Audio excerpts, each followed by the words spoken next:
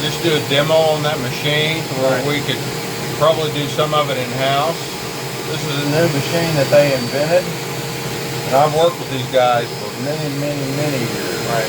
They've got half the hotels in downtown Austin. And this is one of those that you can,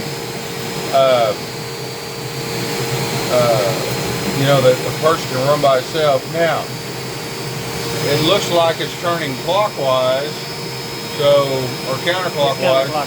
The only thing that we have to be concerned about is what, if the twist on the